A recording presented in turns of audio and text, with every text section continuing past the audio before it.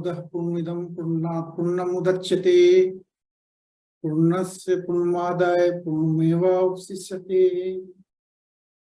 ओम शांति शांति शांति। हरि ओम।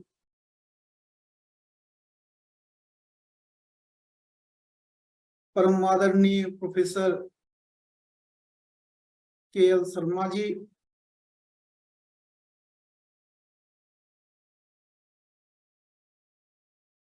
कार्यक्रम के आयोजक कमल नयन जी,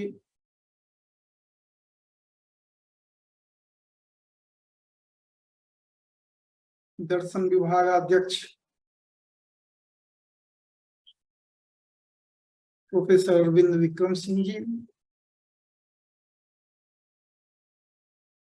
आदरणीय संचालक महोदय, उपस्थित विद्वज्जन, छात्रों, मित्रों, ऑनलाइन जुड़े हुए विद्वान गणों, मित्र,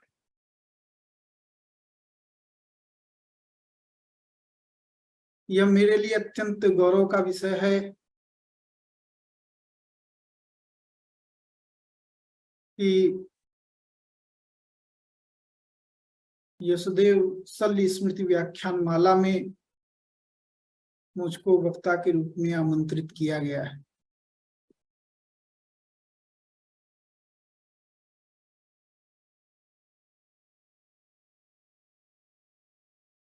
यह गौरव का विषय और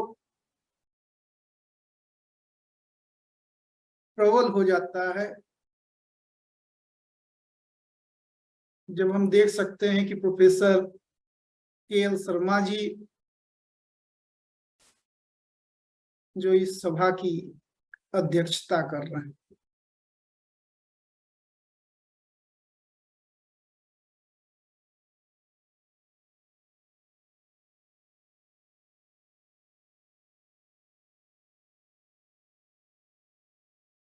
क्योंकि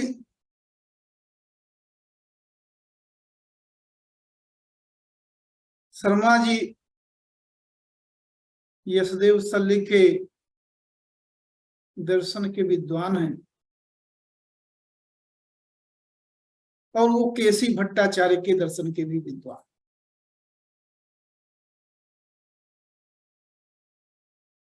मेरा मानना है कि 20वीं सदी के भारतीय दार्शनिकों में ये दो दार्शनिक ऐसे हैं जो अन्यतम है, केसी भट्टाचार्य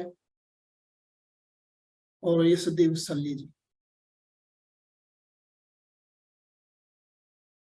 अब संयोग देखिए कि दोनों ही दार्शनिक अत्यंत दुरूह,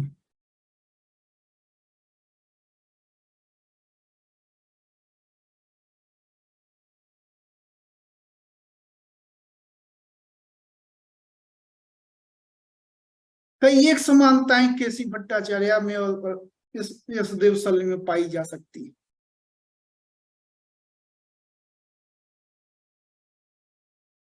दोनों के चिंतन पर हुसल का, केसी भट्टाचार्य जो है वो हुसल के चिंतन से परिचित थे कि नहीं थे,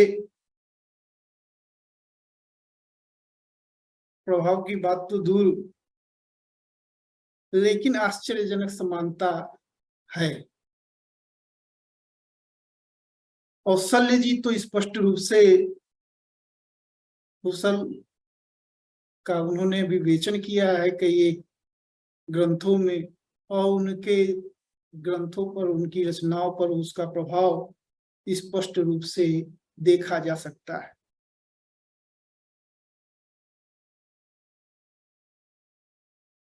इसी तरह से सांख्य का प्रभाव केसी भट्टाचार्य पर बहुत अधिक दिखाई पड़ता है, वेदांत का प्रभाव दिखाई पड़ता है, शल्य जी के चिंतन पर भी सांख्य का प्रभाव या वेदांत का प्रभाव वो दिखाई पड़ता है।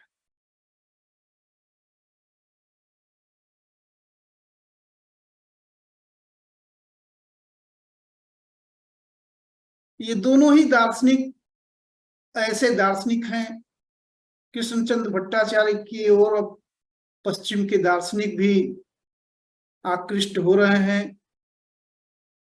लगातार उनकी रचनाएं उन पर आ रही हैं। मेरा दृढ़ विश्वास है कि आगे आने वाले दिनों में यशदेव शल्य की ओर भी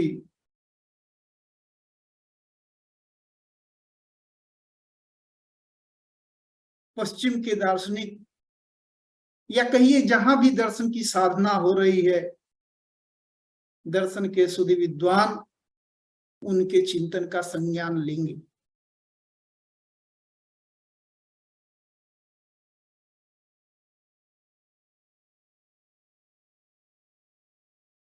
यशदेव शल्य का दर्शन जो एडिट किया प्रोफेसर शर्मा जी या छायारायण जी ने, उसमें प्रोफेसर आरपी पांडे जी का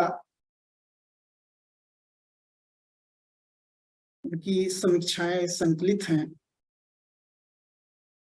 आरपी पांडे जी कहते हैं कि वो तो बल्कि केसी भट्टाचार्य से ज्यादा प्रभावी यशदेव शल्य को पाते हैं।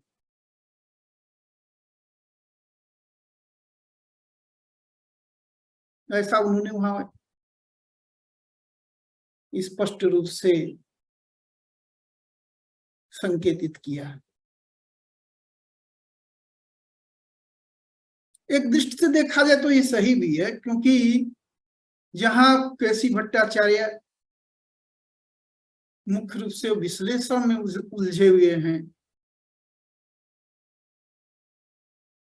यशदेव शल्य एक संश्लेषणात्मक चिंतन प्रस्तुत करते हैं, एक पूरी विश्व दृष्टि प्रस्तुत करते हैं।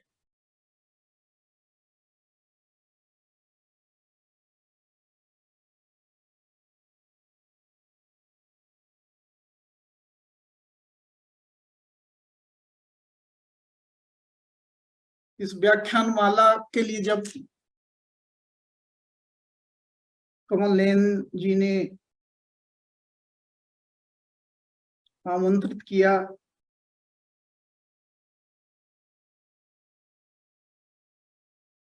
तो स्मृत व्याख्यान माला में ये कोई आवश्यक नहीं होता है जो उस व्यक्ति के दर्शन या चिंतन पर ही या उसके कृतित्व पर ही व्याख्यान दिया जाए। फिर भी मैंने यशदेव शल्य के चिंतन को ही चुना।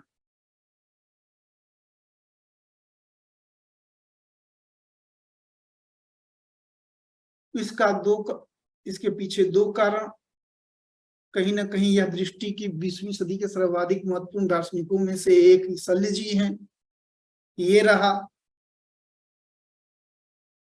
दूसरा, उनके दर्शन से मेरा परिचय अपने शोध कार्य, जब मैं शोध छात्र था काशी हिंदू विश्वविद्यालय में, तभी से रहा, या कहिए तब विशेष रूप से रहा। इधर के 30 साल में तो उनके दर्शन के बारे में मैंने बहुत अधिक नहीं पढ़ा। उन दिनों में शल्य जी को बहुत अधिक पढ़ता था। उनकी सारी रचनाएं जो हैं वो मेरे पास उपलब्ध होती थी। जब 80 के दशक के अंतिम दिनों में मैं शोध में रत था, या 90 के दशक के आरंभिक एकाध वर्षों में,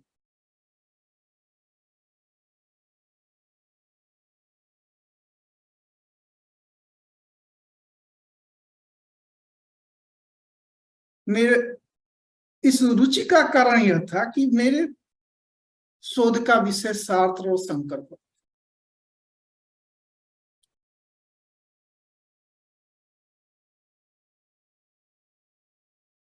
और इनके दर्शन को आधार बना करके किस प्रकार से दृष्टि बनाई जाए, यह हमको कहीं उपलब्ध नहीं हो रहा था। संयोग से उसी समय मनुष्य और जगत वेदांतिक अनुभव का नमूनवेश, ये पुस्तक मेरे हाथ में आई और इसको देख करके मुझको तो लगा मैं तो वही कर रहा हूं जो सल्ले जी ने इसमें किया है। अब मैं कह सकता हूं कि किसी भी शोध प्रबंध में इतना सल्ले जी को इतने अच्छे ढंग से उद्धृत नहीं किया गया होगा जितना मैंने अपने शोध प्रबंध में उनकी इस पुस्तक का मनुष्य और जगत वेदांतिक अनुभव का नमूनवेश इसका किया है, जिसको स्वयं सल्ले जी जो है कहते हैं जो शायद ही इसकी कोई प्रति किसी पाठक को पहुंची होगी। बाद में उन्होंने इस पुस्तक का नाम ही बदल दिया और वही चिद विमर्श के रूप में प्रकाशित है।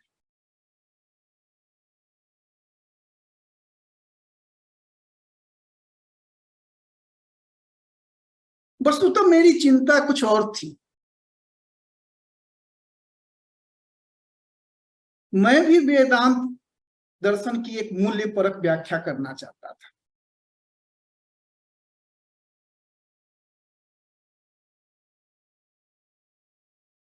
इसलिए उस पुस्तक में मुझको अद्भुत अर्थ का विस्फोरण मुझको प्राप्त हुआ।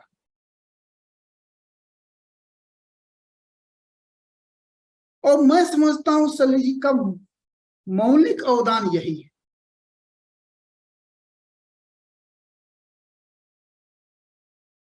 इसी जयपुर से 1949 में एक पुस्तक प्रकाशित हुई थी, the metaphysics of Vedanta, RP Singh का। वो थी वस्तुतः बीएचयू में ही लिखी गई थी, लेकिन प्रकाशित यहां से हुई थी। उस पुस्तक में लेखक ने अद्वैत वेदांत को या वेदांत के सिद्धांतों को मूल्यों की दृष्टि से समझने का प्रयास किया, या कहिए अद्वैत की तत्व मीमांसा की मूल्य परक व्याख्या उन्होंने।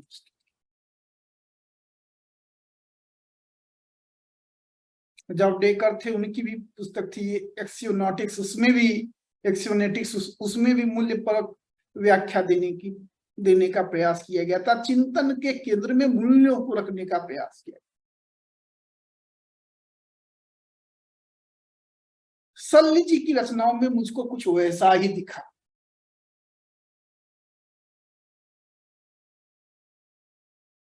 इसीलिए यद्यप सत्ता विषयक अनुच्छा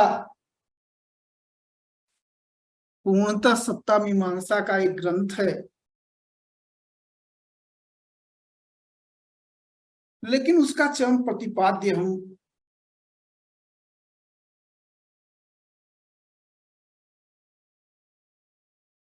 मूल्य तत्व मीमांसा में ही देखते हैं। उस सत्ता विषयक अनुच्छा में भी मूल्य तत्व की ही वस्तुतः अनुच्छा की गई।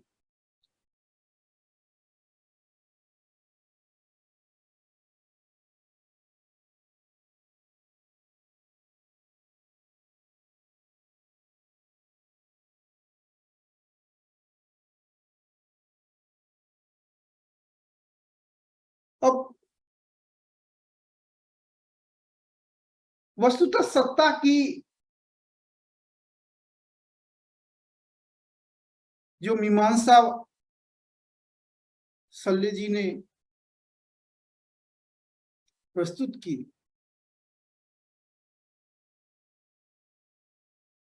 चाहे वो सत्ता विषयक अनुच्छा में, चाहे अभी जैसा कि कमल नयन जी ने दिखाया, या सल्ले जी भी स्वीकार करते हैं उसको, सल्ले जी पर जो भी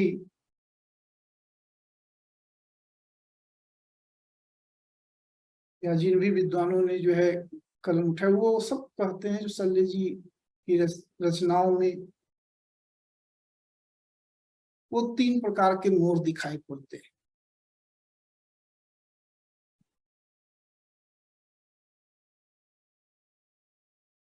और जो तीसरा मोर है वहां उनका चिंतन वो चिदद्वैतवाद हो जाता है। वहां वह एक चित सत्ता की बात करते हैं, सत्ता के चिन्मय स्वरूप की बात करते हैं।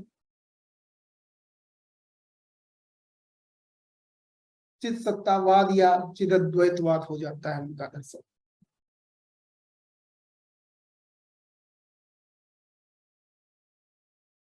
और इस दर्शन पर वेदांत का प्रभाव, जैसा कि बहुत अच्छे ढंग से कमल नयन जी ने जो है, उन्होंने तो वस्तुतः मेरा सारा काम जो है वह कर दिया। सारा जो वसुदेव शल्य जी का जो चिंतन था उसको उन्होंने संक्षेप में या कहिए वो प्रस्तुत कर दिया। तो उस चिदद्वैतवाद में वह, जैसा कि बताया उन्होंने, वेदांत दर्शन का प्रभाव वो दिखाई पड़ता है। लेकिन वस्तुतः देखा जाए तो शल्य जी का जो चिंतन है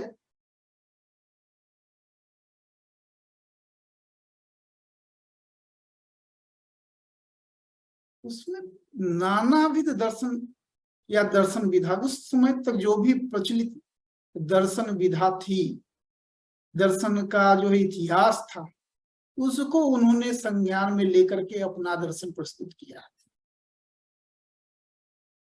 इसलिए अत्यंत महत्वाकांक्षी वो दर्शन है।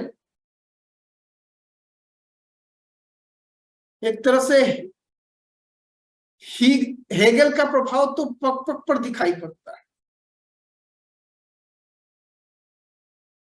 ऐसा दिखाया जा सकता है जो वेदांत का प्रभाव नहीं, हेगल का प्रभाव उस पर ज्यादा है। इसी तरह से प्लेटो का प्रभाव, अरस्तु का प्रभाव, हुसल का प्रभाव, ये वाद वाले पक्ष में जब वो जो है चित सत्तावाद या चिदद्वैतवाद की स्थापना करते हुए प्रतीत होते हैं, तब आरंभ में तो अनुभववादी दार्शनिक और बुद्धिवादी और प्रत्ययवादी दार्शनिकों का प्रभाव तो रहा ही है, लेकिन ये जो बाद में इनका प्रभाव देखा जा सकता है, हेगल का, अरस्तु का, प्लेटो का, हुसल का, सार्त्र का, हाइडेगर का, वेदांत का, काश्मीर शैव दर्शन वगैरह, इन सब का।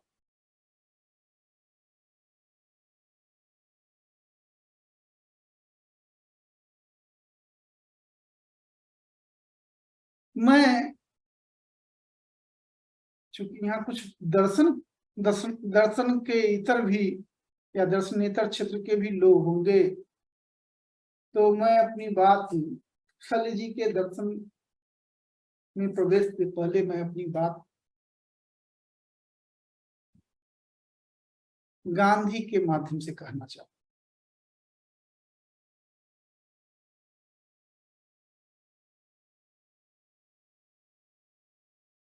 गांधी का, मैं समझता हूं जो भारतीय दर्शन का चरम विकास जो है वो गांधी के एक सूत्र वाक्य में देखा जा सकता है, वो है सत्य ही ईश्वर है। जिसमें गांधी यह कहते हैं कि सत्य ही ईश्वर है, सत्य ईश्वर है, ट्रुथ इज गॉड।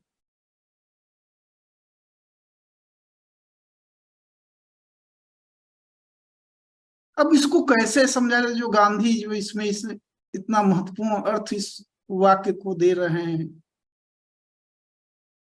जो पूरी भारतीय जो दर्शन की परंपरा है उसमें जो अंतर विरोध है, द्वंद्व है, उसको उसमें समाविष्ट करने की चेष्टा कर रहे हैं।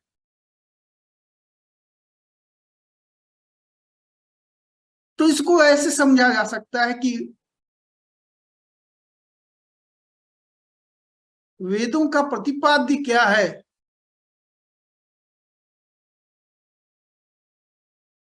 वेद धर्म की बात करते हैं कि तत्व की बात करते हैं, वेद कर्म की बात करता है कि वेद ज्ञान की बात करता है।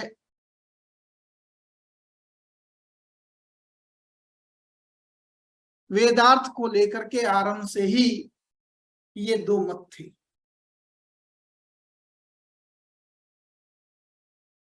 एक मीमांसा का मत था और एक वेदांत का मत था। शंकराचार्य ब्रह्मसूत्र शांकर भाष्य में तत्व समन्वय सूत्र में विस्तार से बताते हैं कि धर्म अलग है, जिसकी जिज्ञासा मीमांसा करता है,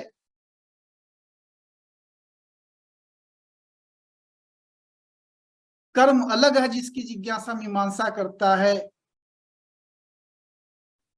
और ज्ञान अलग है, ब्रह्म अलग है जो वेदांत का प्रतिपाद्य है।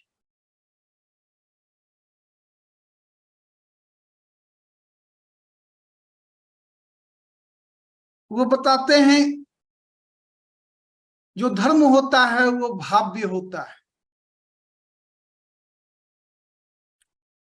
और जो ब्रह्म तत्व है वो तो भूत तत्व है, वो सिद्ध तत्व। तो वेदांत सिद्ध तत्व की, ब्रह्म तत्व की, ईश्वर तत्व की बात करता है, जबकि मीमांसा वो धर्म की बात करता है, कर्म की बात करता है। एक पुरुष तंत्र है, दूसरा वस्तु तंत्र है। एक कर्म का क्षेत्र है, एक ज्ञान का क्षेत्र। इस तरह से वेदों के प्रतिपाद्य में या वेद की प्रतिपाद्य की व्याख्या वो करते हैं। दूसरी तरफ मीमांसा का या मीमांसा के अनुयायी कहेंगे जो नहीं, वेदों का मूल प्रतिपाद्य क्या है, तो कर्म के लिए बताना, कर्म में प्रेरित करना, यज्ञ में प्रेरित करना, धर्म में प्रेरित करना।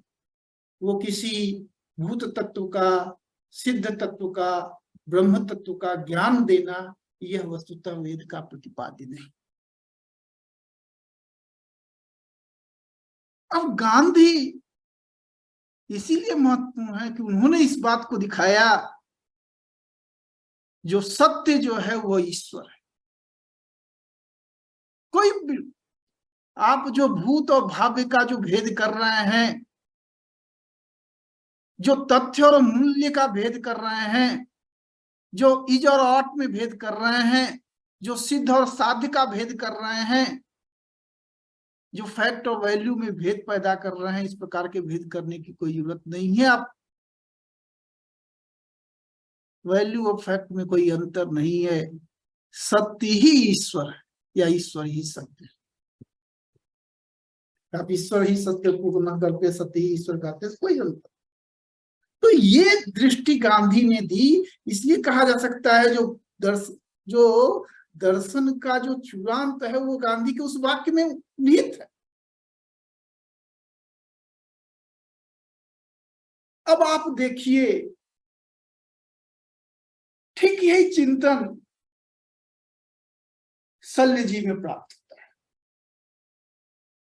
आप मूल्य तत्व मीमांसा में देखेंगे, कई बार उन्होंने उद्धृत किया ईसावास्य उपनिषद की वो पंक्ति, सप्रयगात शुक्रम कायम दृढ़म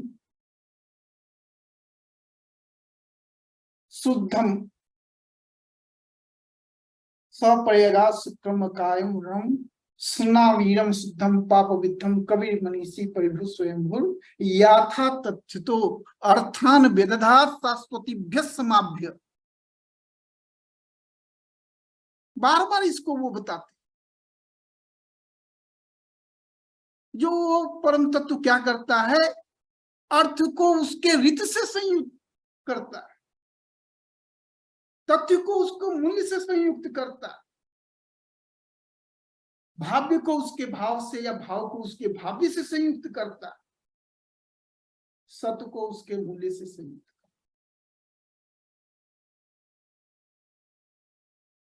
ईशावास्य उपनिषद के इस मंत्र की व्याख्या अन्यथा होगी, अन्यथा लेकिन शल्य जी जो वहां पर व्याख्या करते हैं वो अद्भुत है।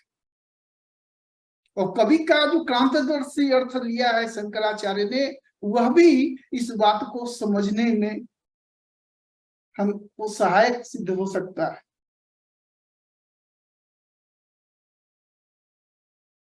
सत्य कैसे मूल्य हो सकता है,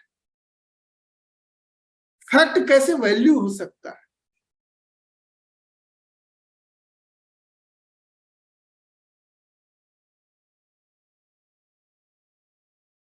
जो सत्य है, सत्य क्या है तो जो है, अमूल्य क्या है तो जो होना चाहिए।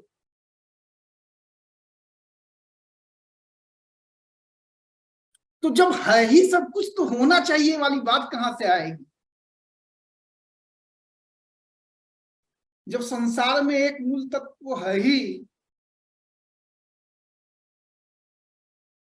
ईश्वर कहिए, आत्मा कहिए, ब्रह्म कहिए, शून्य कहिए, जब वह है ही, उसका स्वरूप क्या बताया गया, जो वो पूर्ण है, निरपेक्ष है। तो जब ऐसा सत्य है, सब है ही, अपनी प्रतिष्ठा में वह सर्वत्र विद्यमान है ही, तब ऐसी कौन सी चीज है जो नहीं। तो जब कुछ है ही नहीं तब किस चीज के लिए प्रयास।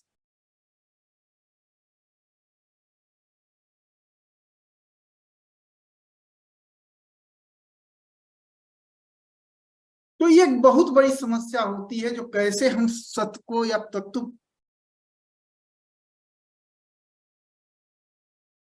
उनके लिए खासकर जो एक तत्व को मानते हैं।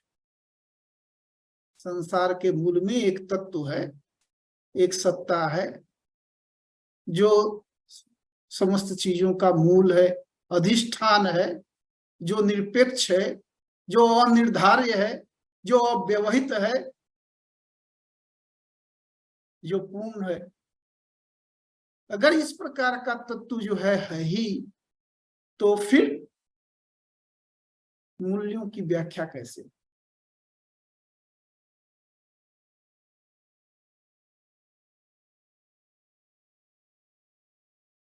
ये एक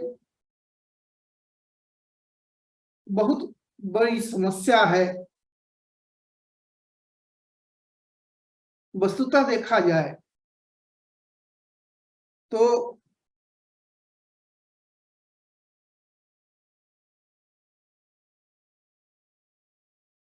जो शल्य जी की जो सत्ता मीमांसा है, ये जो सत्य का जो वो स्वरूप प्रस्तुत करते हैं, उसमें हम लोगों को ये देखना होगा, जो सत्ता अलग चीज है और अस्तित्व अलग चीज है। सत्ता और अस्तित्व का जो भेद है वो बहुत महत्वपूर्ण।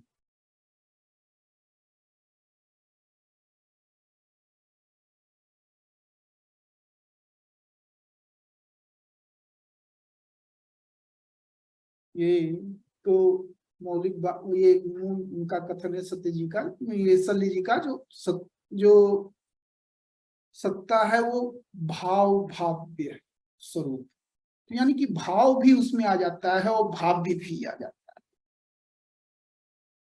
तो भाव्य को कैसे सत्ता में रखे, जो भाव्य जो अभी है नहीं उसको कैसे सत्ता। सत्ता तो वो है जो पूर्ण सिद्ध हो। तो साध्यों को उसमें कैसे रखेंगे, यह उनके लिए मुख्य मूल चुनौती है। तो इसका प्रश्न है वो, क्यों ये शल्य जी इसको एक चुनौती के रूप में लेते हैं, या इसको क्यों जो है ये समस्या उनको इतना उद्विग्न करती है।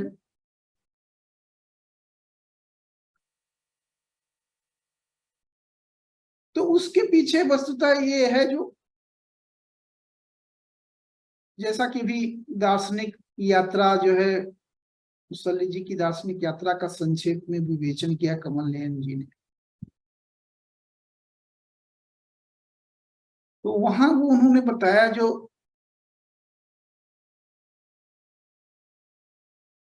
जो हमारा अनुभव का जो धरातल है, ऐन्द्रिक अनुभव का जो धरातल है, जो भी उन्होंने बताया, जो क्या कहते हैं दार्शनिक विश्लेषण में उन्होंने पाया, जो अनुभववाद जो है वह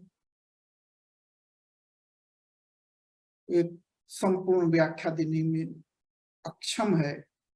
हालांकि वहां उन्होंने अनुभववाद की ही का ही प्रतिपादन किया था, लेकिन जैसा कि वो खुद ही कहते हैं कि उसके अंतिम अध्याय में उन्होंने यह दिखाया कि अनुभव के स्वरूप को स्वयं अनुभववादी ने नहीं समझा।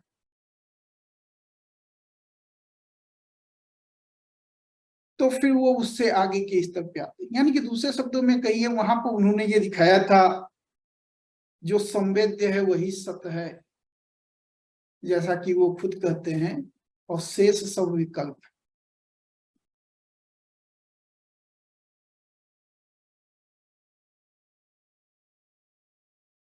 कहीं ना कहीं उनको लगा जो संवेद्य का जो धरातल है, अनुभव में जो आने वाला जो धरातल है, वही पर्याप्त नहीं है। इंद्रियानुभव से जिनका हमको जो है ग्रहण होता है वही पर्याप्त नहीं। तो अनुभववाद की अत्यंत सुसंगत व्याख्या भी अगर हम लोग करें तो भी जो कुछ भी अनुभव से प्राप्त होता है वही सत्ता का संपूर्ण स्तर नहीं है, ऐसा सब लोग स्वीकार करें। जो देश काल और वस्तुओं के बीच जो अवस्थित जो सत्ता का स्वरूप है वही सत्ता का संपूर्ण आयाम है, वही सत्ता का संपूर्ण स्तर है, ऐसा हम लोग नहीं स्वीकार करें, कोई भी स्वीकार नहीं करेगा।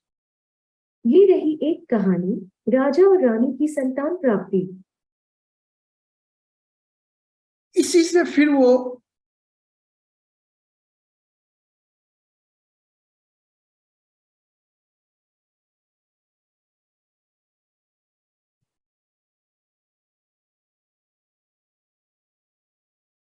अब वो कहते हैं जो वस्तुतः जो सत्ता जो है वो और इंद्रियानुभव से नहीं बल्कि अवधारणाओं से प्रत्ययों से हम जो है सत्ता तक पहुंच सकते हैं। मैं बहुत उसके विश्लेषण में नहीं जाऊंगा, वो ऐसा इसके लिए क्या कौन कौन से तर्क देते हैं, लेकिन वस्तुतः देखा जा सकता है स्वयं अनुभववाद में ही अगर सुसंगत अनुभव की व्याख्या आप तभी कर सकते हैं जब कहीं ना कहीं उसमें यह आप स्वीकार करें कि विकल्प उपस्थित है। अगर विकल्प या प्रत्यय या अवधारणाएं नहीं है, अगर तो आप वस्तु जगत की भी व्याख्या नहीं कर पाते। देश काल में स्थित वस्तुओं की व्याख्या आप नहीं कर पाएंगे सिर्फ जो है इंद्रियानुभव पर अगर आप बल देते हैं।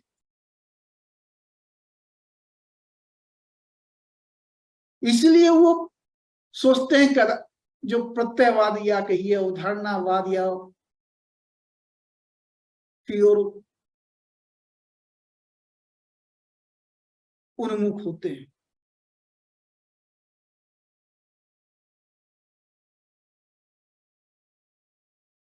लेकिन जैसा कि अभी कमल नयन जी ने बताया, तसल्ली जी जो है ने अपनी रचना उसको कई जगह स्पष्ट किया है कि ये अवधारणाएं भी जो हैं वह विषय के स्वरूप को, वस्तुओं के स्वरूप को, सत्ता के स्वरूप को उद्घाटित करने में अक्षम।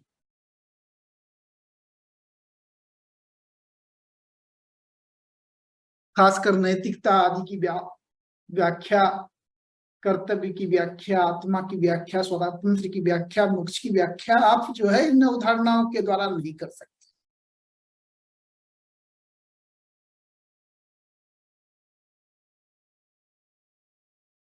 तो दूसरे शब्दों में आप इन सब चीजों से आप ये हम लोग ये निष्कर्ष निकाल सकते हैं,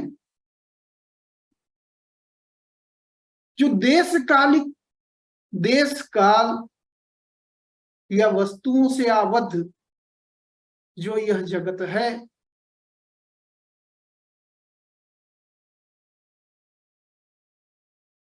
वह जगत सत्ता का केवल एक पक्ष मात्र है।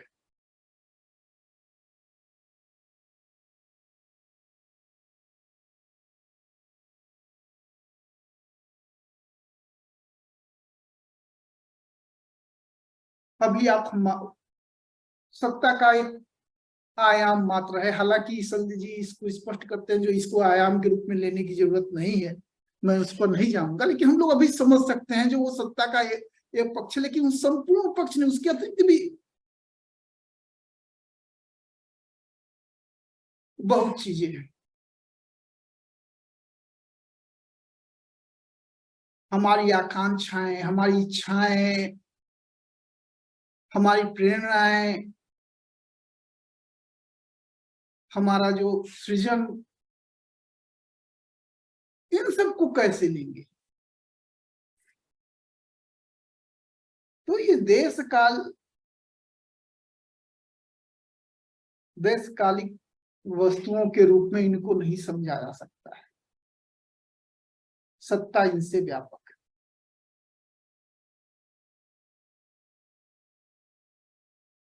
वाद की अपनी रचनाओं में विषय और आत्म में ही वहीं पर उन्होंने ये दिखाया जो वस्तुतः जो है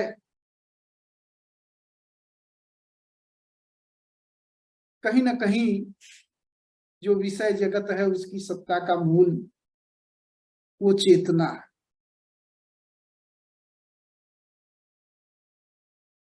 उस चेतना में ढूंढा जा सकता है। स्वयं विषयता के स्वरूप को हम चेतना में, उसके मूल स्रोतों को हम चेतना में खोज सकते हैं।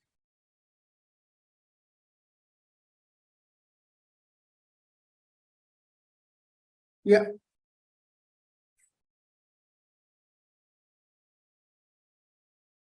दूसरे शब्दों में आप ऐसे समझ सकते हैं जो सत्ता जो है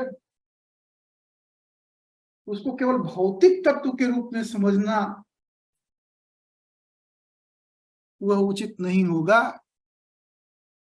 उसमें कहीं ना कहीं अध्यात्म को, और जब हम अध्यात्म की बात कर रहे हैं तो किसी आध्यात्मिक तत्व को नहीं समझना चाहिए जो मनुष्य की कामनाएं हैं, मनुष्य की इच्छाएं हैं, मनुष्य के संकल्प हैं, मनुष्य की विचार हैं, उनका भी उस सत्ता के प्रत्यय में समावेश होना चाहिए।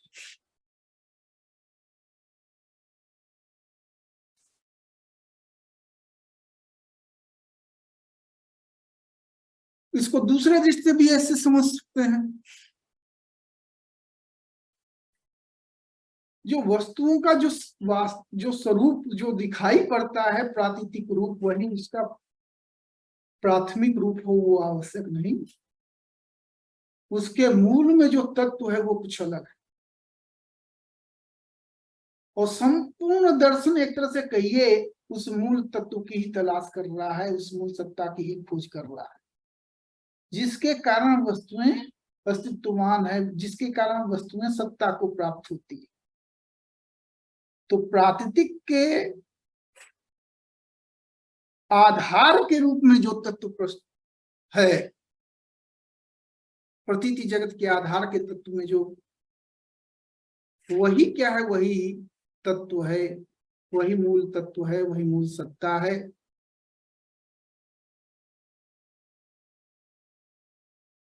सली जी हालांकि ये भी स्पष्ट करते हैं जो ऐसा बहुत से दर्शन मानते हैं जो वस्तुतः प्रतीत के पीछे किसी आधार को मानने की जरूरत नहीं। प्राकृतिक जो जगत है जो सांवृत्तिक जगत है वही पर्याप्त है। इस समृद्धि के पीछे किसी परमार्थ तत्व को मानने की जरूरत नहीं। लेकिन ऐसे लोगों से सली जी अपनी असहमति व्यक्त करते हैं। वस्तुतः इस प्राकृतिक जगत के मूल में एक तत्व है।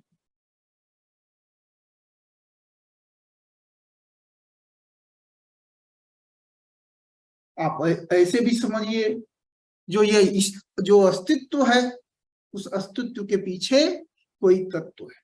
देशकालिक अस्तित्व के पीछे, या देशकालिक जो अस्तित्व है, उस अस्तित्व को अस्तित्व प्रदान करने वाला, उस अस्तित्व को सत्ता प्रदान करने वाला जो मूल तत्व है, कुछ वह भिन्न।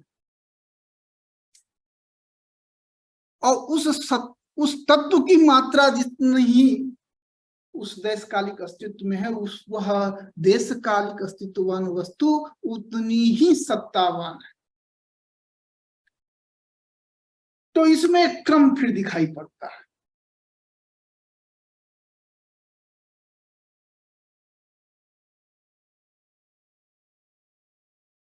कोई चीज जो है उस तत्व से खली जी कहते हैं विपन्न है, उसमें है ही नहीं हुआ तत्व। वो प्लेटो का उदाहरण देते हैं इस संदर्भ में। फिर कुछ चीजें हैं जहां वो तत्व कुछ अधिक है, कुछ अधिक ही, और वस्तुएं कुछ अधिक ही संपन्न है। इस प्रकार से एक जो है, जो अस्तित्ववान वस्तुओं में एक क्रम देखा जा सकता है, हायरार्की देखी जा सकती है, जो वो सत्ता के कितने निकट है या तत्व के कितने निकट है।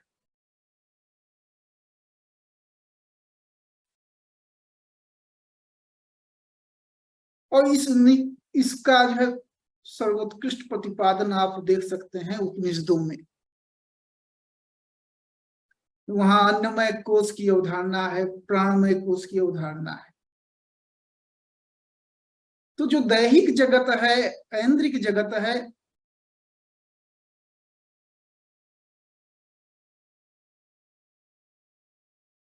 वस्तुतः कह सकते हैं ये पशुओं का जगत है।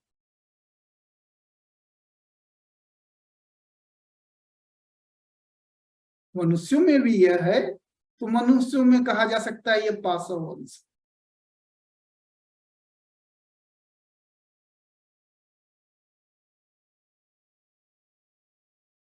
इसको हम तत्व को न लेकर के अभी, वह जो तत्व है पीछे हम लोगों ने देखा जो चेतना है,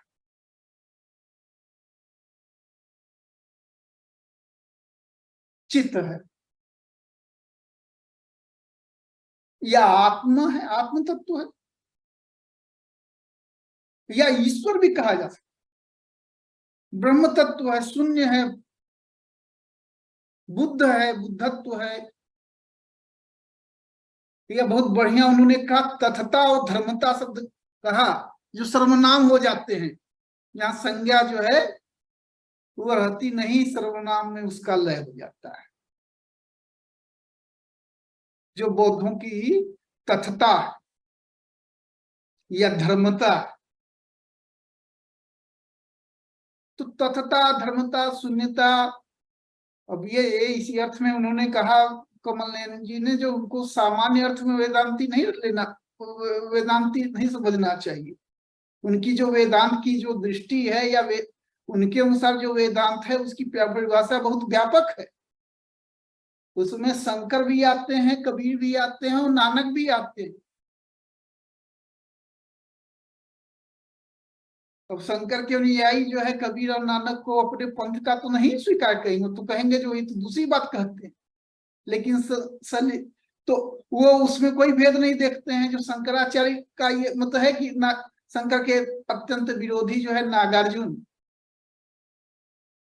उनकी शून्यता को भी जो है वो उसी रूप में ले रहे हैं। हालांकि उन्होंने जो है अपने उनका जो ग्रंथ है, ये मध्यमक शास्त्र और विग्रह वर्तनी पर, जो उन्होंने जो मध्यमक शास्त्र का अनुवाद किया है, उसमें घोर परंपरावादी उसकी व्याख्या की है, यानी कि शून्य परक व्याख्या की है।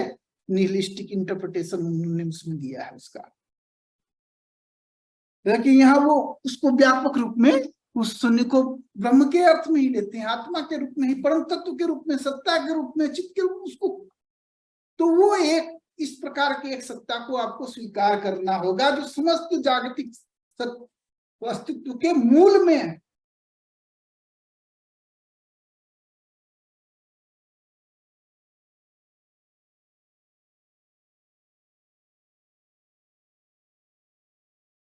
अब यह जो इसका एक दूसरे पक्ष को लेकर के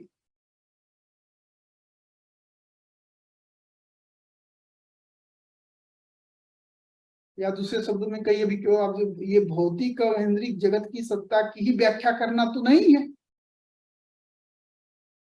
अगर वह एकमात्र तत्व है तो उसमें मनुष्य तत्व जो है उसकी व्याख्या करना, वो भी तो उसका, हमको उस तत्व से मनुष्य की भी व्याख्या करनी होगी। और मनुष्य की व्याख्या करनी होगी तो मनुष्य की इच्छाओं, कामनाओं, उसकी सर्जनाओं की भी व्याख्या करनी होगी। जो कला का क्षेत्र है, नीति का क्षेत्र है, धर्म का क्षेत्र है, समाज का क्षेत्र है, संस्कृति की का क्षेत्र है, इतिहास का क्षेत्र है, उस सबकी व्याख्या करनी होगी।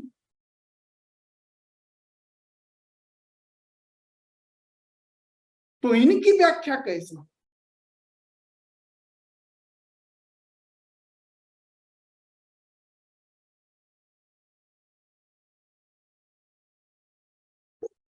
इसको लेकर के सली जी दो बातें एकदम स्पष्ट रूप से वो बताते हैं। जो मनुष्यों का जो स्तर है वह जो अन्य जो दैहिक या इंद्रिय जगत के जो वस्तुएं हैं या जो जीव हैं उनसे भिन्न का स्तर है। और उसकी भिन्नता क्या है?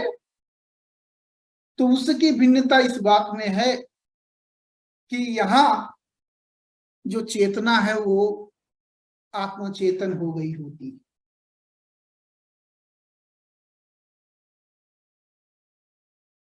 तो मनुष्य जो है वो आत्मचेतन प्राणी है, मानवीय से चेतना आत्मचेतन सत्ता है, वो प्रत्यंगमुखी चेतना है। वस्तुतः अगर हम सत्ता की पदावली का प्रयोग न करके चेतना की पदावली का प्रयोग करें तो ऐसे समझें जैसा कि आत्म अनात्म या अन्य दूसरे लेखों में या बाद में तो ये बातें बार बार आती हैं। जो मनुष्य जो है सल्ली जी के अनुसार जगत भावापन्न चेतना है। ये पूरी यहाँ वो पूरी तरह से ये वेदांत की दृष्टि है, वेदांत की परिभाषा है, खासकर ये शांकर वेदांत की ही परिभाषा है। जो मनुष्य जो जगत भावापन्न चेतना,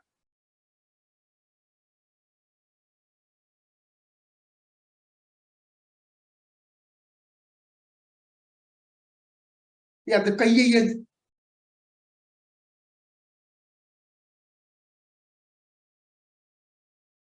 अब मानवीय चेतना की ये खासियत है जो वो जगत भावापन्न ही नहीं है, वो जगत से अपने को अलग भी कर सकती। तो मनुष्य और जो मनुष्येतर प्राणी है या और मनुष्येतर वस्तुएं हैं वहां पर तो चेतना पूरी तरह से जगत भावापन्न है, लेकिन मनुष्यों के स्तर पर वो चेतना जो है वह प्रत्यंगमुखी चेतना। तो आप ऐसे समझ सकते हैं जो वही चेतना जब परांगमुख होती है तो जगत के रूप में उसका विस्तार आप देख सकते हैं, और जब प्रत्यंगमुखी हुई तो उसमें मानवीय सत्ता का आविर्भाव होता है। यह चेतना के इतिहास में एक अद्भुत घटना है। इसलिए उपनिषद में मनोमय कोश, तो ये अब मनो ये कोशों की वहां पे जो अवधारणा आई पंच कोशों की, तो अन्नमय, प्राणमय और मनोमय का जो क्षेत्र है वो क्या, वही वस्तुतः आप देख सकते हैं जो प्रत्यंगमुखता है।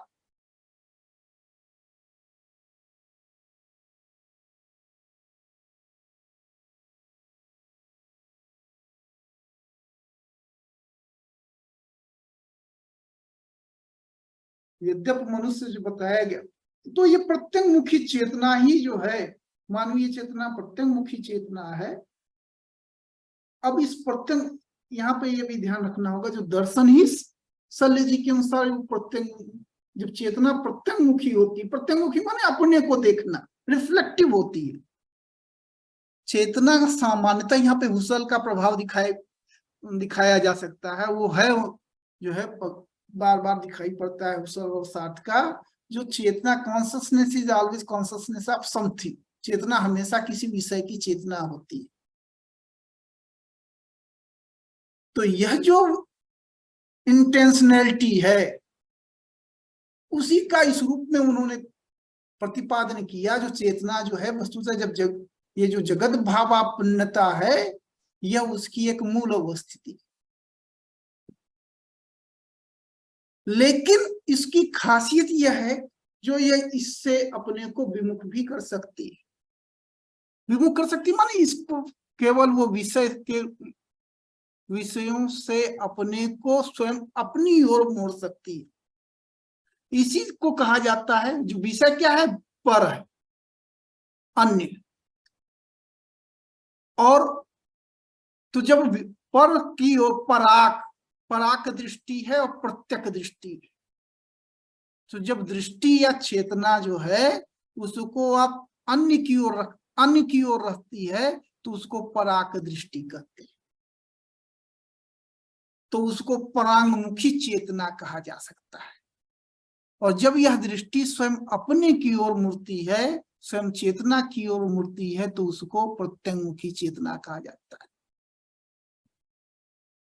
अब इस प्रत्यंगमुखी चेतना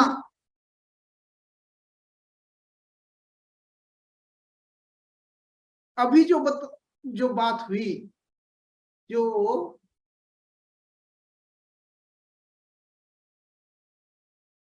जो अस्तित्व का जो धरातल है, भूत वस्तुओं का जो धरातल है, सब में तत्व का, सब कहीं ना कहीं उस मूल तत्व से अपनी सत्ता को पाते हैं, या कहिए उनका सार जो है उनकी उस क्या कहते हैं,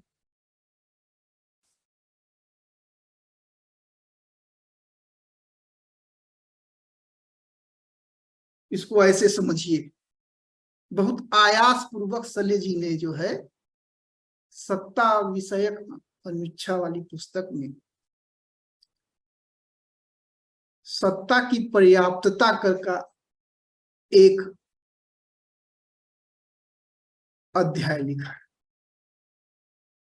सत्ता की पर्याप्तता, उस सत्ता की पर्याप्तता में उन्होंने यह दिखाया है, जो अस्तित्व का जो स्तर होता है वो अपर्याप्तता का स्तर होता है। ये बात समझी जा सकती है। अभी जैसा कि बताया गया, जो देश कालिक जो अस्तित्व होता है वो अपूर्ण होता है, वो सीमित होता है। जो भी दैसिक वस्तुएं होती हैं दूसरी वस्तुओं से सीमित होती है। तो व्यावृत्ति जो है, व्यवधान जो है ना, एक वस्तु जहां है वहां दूसरी वस्तु नहीं हो सकती है। काल के जहां एक क्षण है तो वहां दूसरा क्षण नहीं हो सकता है। इसी तरह से देश में तो अस्तित्व की का यह लक्षण है व्यावृत्ति या व्यवधान या सीमा या अल्पता। ये सब मिलकर के जो है उसकी आगंतुकता को दिखाते हैं।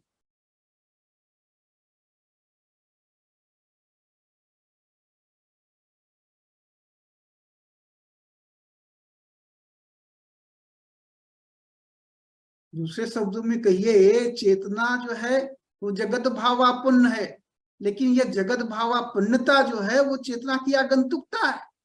जगत न भी रहे तो चलेगा, उसमें कोई अनिवार्यता नहीं है।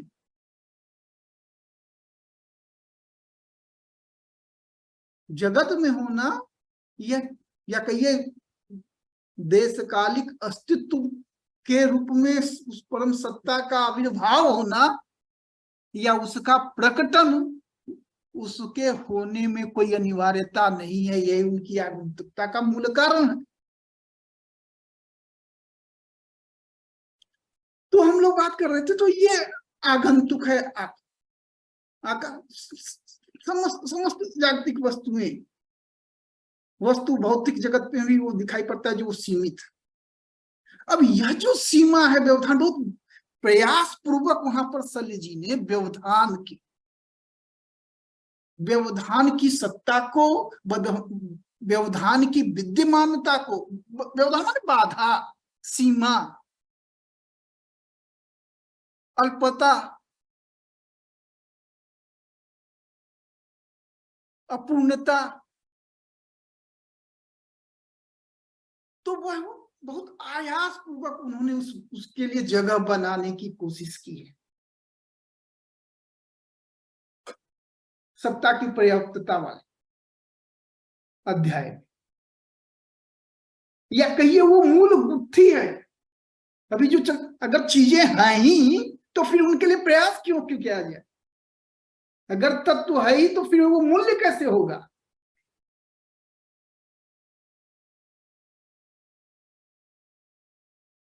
तो कहीं ना कहीं ऐसा मानना जाना चाहिए, जो तत्व के इतिहास में ऐसी घटना घटती है, जो तत्व जो है वो अपनी पूर्णता से, अब नहीं, या तो ये शुद्ध वेदांतिक अवधारणा यह है, जो अज्ञान या अविद्या बस जो है मनुष्य अपने स्वरूप को भूले हुए है।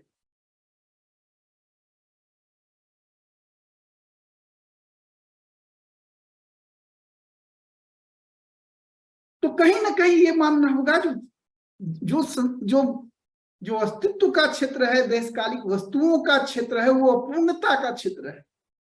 और ये अपूर्णता सिद्ध करती है कि कोई पूर्ण तत्व, वह पूर्ण तत्व ही उनका आधार है।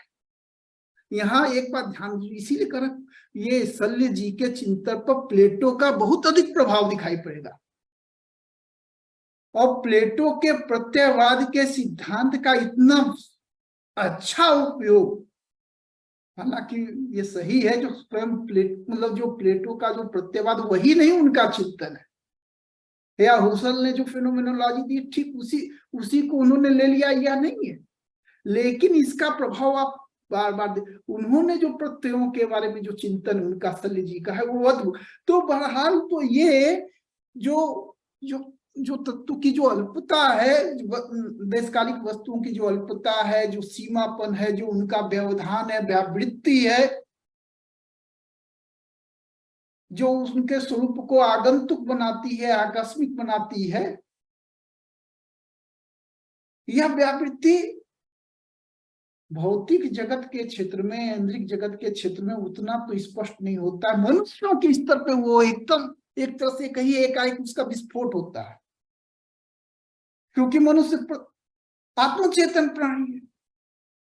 तो वहां वह जो व्यावृत्ति है, वह आत्म व्यावृत्ति का जब रूप ले लेती है, वह आत्म अपर्याप्तता का रूप ले लेती है, वह आत्म व्यवधान के रूप में जब अपने को जो है चेतना मनुष्य जो है उसको लेता है,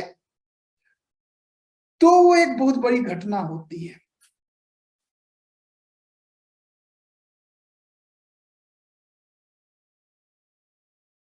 तो एक तरफ तो यह जो है आत्म, एक तरह से कहिए मनुष्य महसूस करता है कि उसका जो स्वरूप है वो सीमित है, देश काल में बद्ध है, उसकी कुछ कुछ तथ्यताएं हैं, कुछ सीमाएं हैं, कुछ आगंतुकताएं हैं। लेकिन उसके अतिरिक्त वह यह भी सोचता है कि उसका जो मूल स्वरूप है,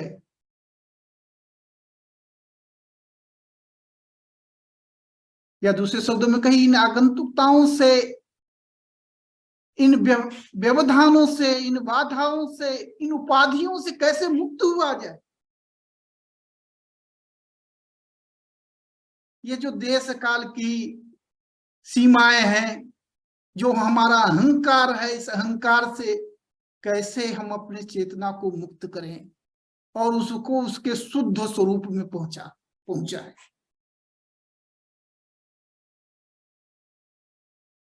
वस्तुतः वह जो अनिर्धार्य, वो जो शुद्ध तत्व है, ब्रह्म तत्व है, आत्म तत्व है, शून्य तत्व है या तथागत है, वही शुद्ध तत्व है, वही सबका मूल तत्व है। लेकिन वस्तु जगत पर ध्यान दीजिएगा, इंद्रिक भौतिक जगत पर तो ये चेतना है नहीं।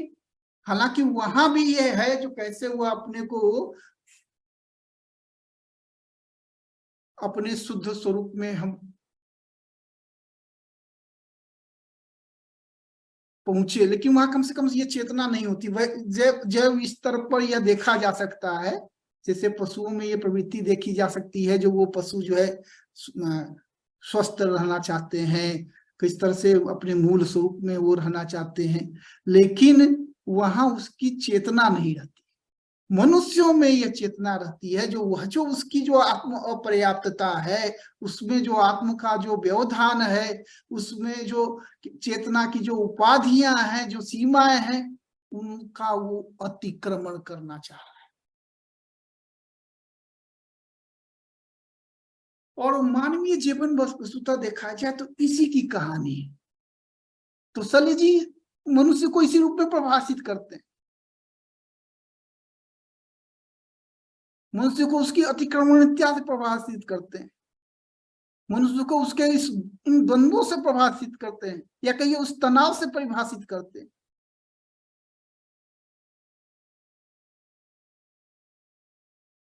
मानवीय जो कमियां हैं, अपूर्णताएं हैं, वो बताती हैं, जो वो अपूर्णताएं एक पूर्ण के परिप्रेक्ष्य में,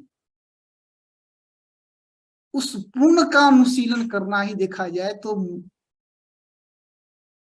सारे मानवीय कार्य योजनाओं के पीछे यही रहता है, जो कैसे उस पुण्य का जो है अनुशीलन। तो समस्त मानवीय प्रयासों को हम इस रूप में देख सकते हैं।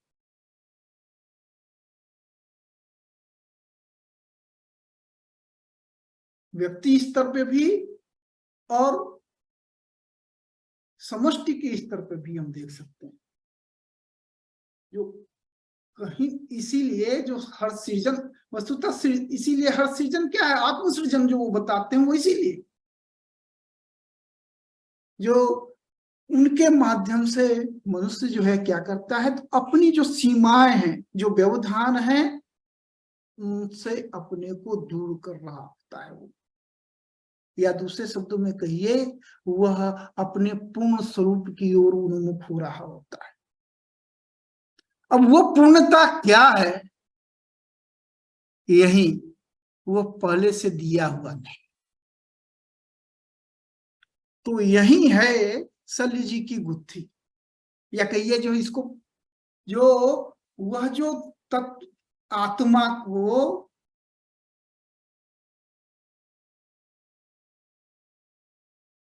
वो एक तरह से कहिए साध्य मानते, वो सिद्ध नहीं मानते, वो चरम मानते, परम परियेश्य मानते, परम अन्वेष्य मानते,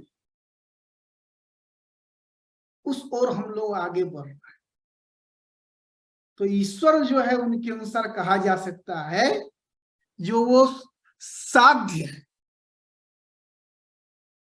या आत्मा जो है वो साध्य है। और इस साध्य की तभी हम जो है मानवीय कर्मों की, मानवीय जो सृजन है उसकी व्याख्या कर सकते हैं। जो हम यह माने, जो मनुष्य जो मानवीय जो भी कार्य व्यापार होते हैं, वो मनुष्य की मूल आत्मा की ओर उन्मुख हो रहे होते हैं, या कहिए मनुष्य अपने कार्यों के द्वारा क्या है, वो अपने मूल प्रतिमा का निर्माण कर रहा होता है। वो प्रतिमा क्या है, तो ईश्वर की। वो प्रतिमा क्या है? तो आत्मा की। तो वो पहले से कोई दी हुई प्रतिमा नहीं है।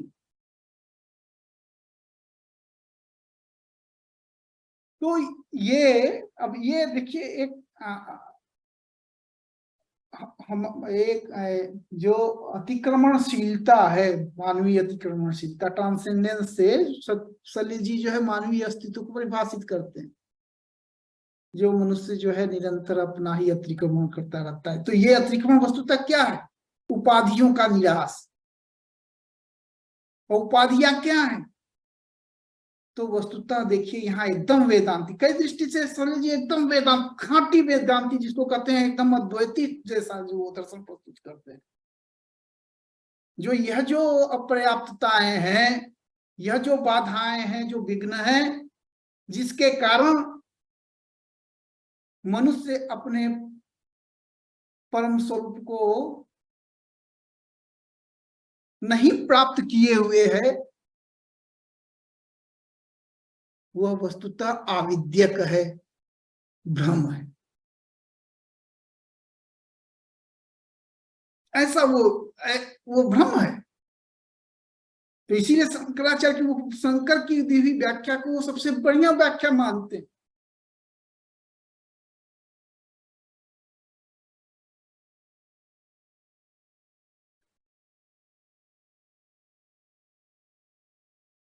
यही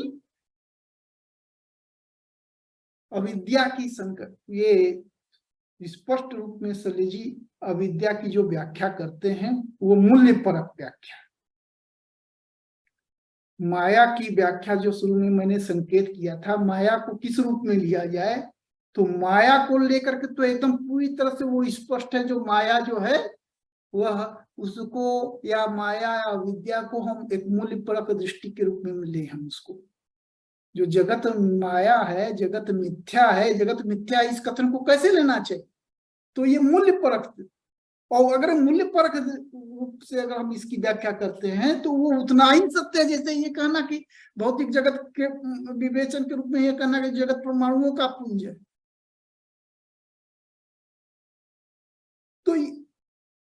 तो पूरा का पूरा जो नियोजन होता है, जो कैसे वो परम तत्व जो है, जो सत्ता के मूल में है, वही वस्तुतः हमारा अन्वेष है। प्रश्न आएगा ना, जो अगर आप जो है ब्रह्म स्वरूप ही हैं, तो फिर ब्रह्म स्वरूप है ही।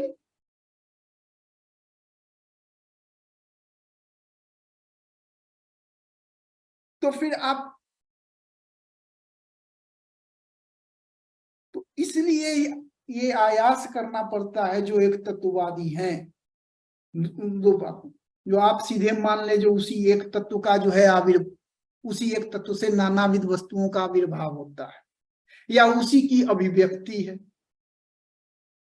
यहाँ फिर सल्ले जी जो है एकदम इस मामले में अद्वैत वेदांत की करीब, वह इस बात को नहीं स्वीकार करेंगे जो जो नानात्व है वह वस्तुतः उस एक तत्व की अभिव्यक्ति है, या उसका आविर्भाव उससे होता है।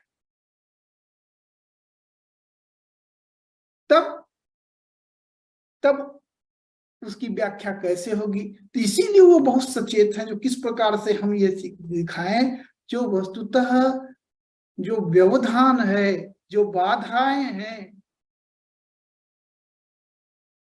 जो अपर्याप्तता है, वो वस्तुतः उसका अस्तित्व है।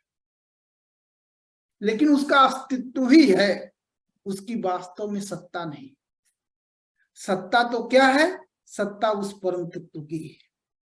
वही सत्ता अपने को वो पूरी तरह से, आप कहिए, नानाविध उपाधियों से जो युक्त होती है, तो देशकालिक अस्तित्व के रूप में वो अपने को पाती है। लेकिन यह देशकालिक अस्तित्व में जो सत्ता है वह उसका वास्तविक स्वरूप नहीं। उसका वास्तविक स्वरूप जो है वह पूर्ण का है, सिद्ध का है। इसी पूर्ण और सिद्ध की प्राप्ति का प्रयास मानव जीवन है।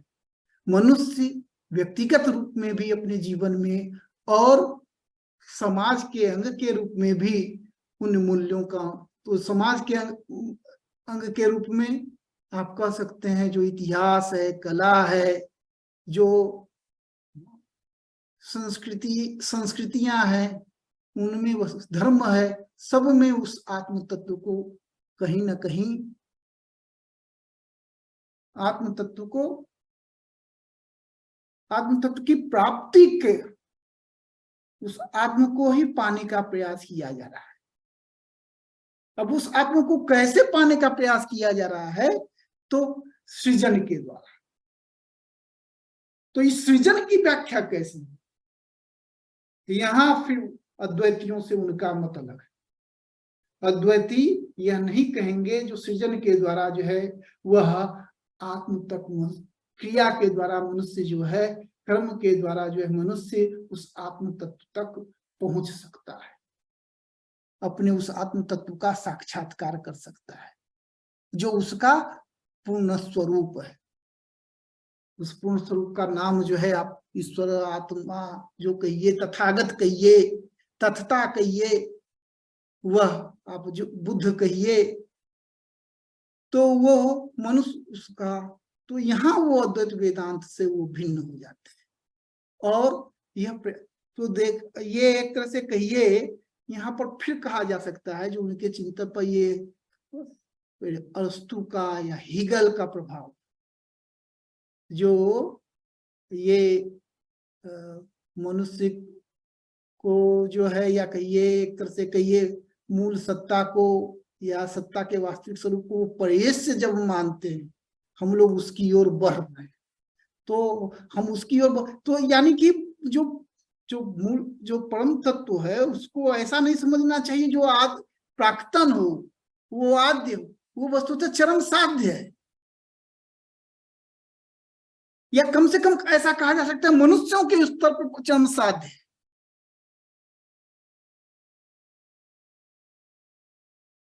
तो हम एक तरह से कहिए अपना न केवल आत्मा का सृजन कर रहे हैं, वस्तुतः ईश्वर का सृजन कर रहे हैं अपने कार्यों के द्वारा, उस परम तत्व का सृजन कर रहे हैं।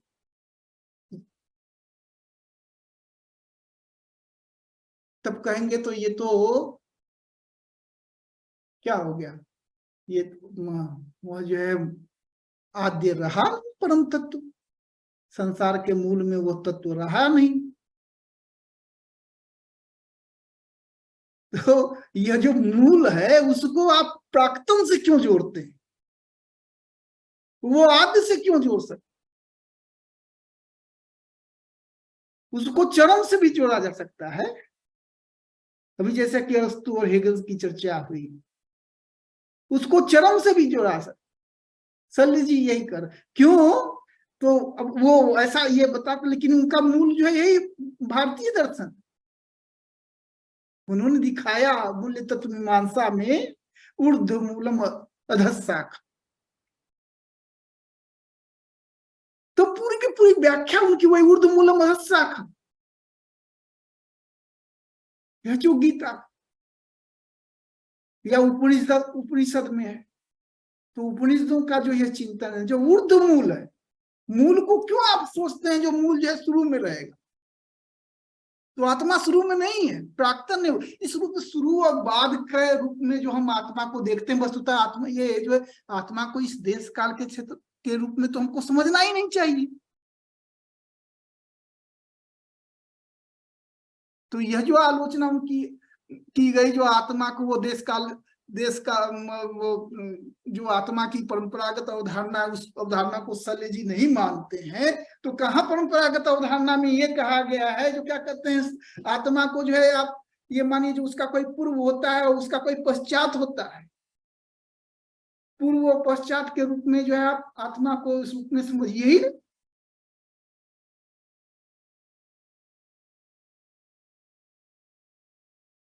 और ये फिर तो ये तो अध्यात्म का अलग ही क्षेत्र होता है, तो कहा इसीलिए जो है वो ऊर्ध्व मूलम है। तो पूरी की पूरी जो क्या आप कर सकते हैं, जो सल्ली जी का जो चिदद्वैतवाद है, वह एकदम वेदांतिक अनुभव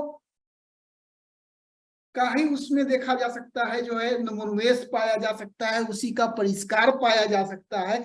कुछ लोग कह सकते हैं जो उसमें काश्मीर शैव दर्शन का, शिवाद्वैतवाद का जो है काश्मीर शैव दर्शन का प्रभाव है। कुछ दूसरे लोग कहेंगे नहीं, इस पे हेगेल का दर्शन का प्रभाव है। कुछ तीसरे लोग कहेंगे इस पे प्लेटो के दर्शन का प्रभाव है। लेकिन देखा जा सकता है जो उपनिषदों के चिंतन में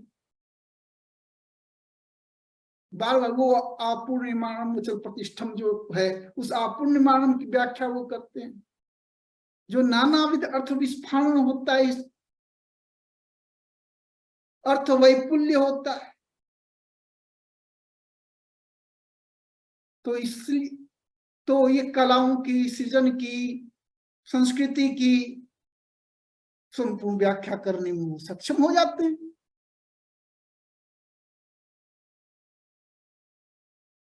तो जो मंत्र हैं बार बार आप पाएंगे, ऐसा दिखाया जा सकता है। जो भाषा की दुरूहता की चर्चा होती है शुरू में, तो आप जो बाद ये आप देख सकते हैं, जो मूल्य तत्व मीमांसा या बाद की जो रचनाएं हैं उनकी, उसमें उनकी भाषा कैसी हो गई है, एकदम उपनिषदों के मंत्र जैसा, या कहिए एकदम पुरातन परंपरा में आ जाते हैं और उसको जो है कुछ एक उपनिषद मंत्रों की व्याख्या के रूप में भी मूल्य तत्व मीमांसा को आप पढ़ सकते हैं। अभी जो जिसकी चर्चा हुई, जो क्या कहते हैं वो सप्रयागात शुक्रमकायम स्नावीरम शुद्धम पाप विद्धम कवि मनीषी परिभस्वयं भूर्याथा तत्वर्थान वेदधात शाश्वतीभ्यस्माभ्य, उसका या जो है आपूर्णिमानम अचल प्रतिष्ठम वाला, या जो क्या कहा ऊर्ध्वमूलम अधशाखा। तो इन सब की ही व्याख्या जो है वो शल्य जी कर रहे हैं। उनका चिंतन अत्यंत जो है महत्वपूर्ण है, गंभीर है। और जैसा कि मैंने कहा, जो वो ऐसे दार्शनिक हैं जो आज नहीं तो कल, जिनके बारे में दार्शनिकों को, जो दर्शन के भी मतलब जो है, जो वो गोविंद चंद्र पांडे जी लिखते हैं, जो आश्चर्य है, जो उनकी पुस्तक जो है वो समाज शास्त्र के में नहीं पढ़ाई जाती।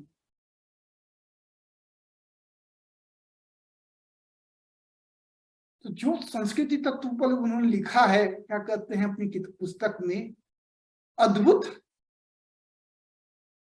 वो ऐसा प्रतिपादन आपको अन्यत्र कहीं नहीं मिलेगा।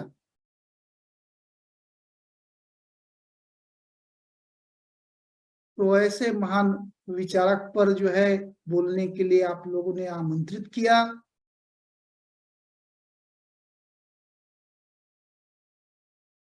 तो मैं अपनी तो शल्य जी की पदावली का प्रयोग किया जाए।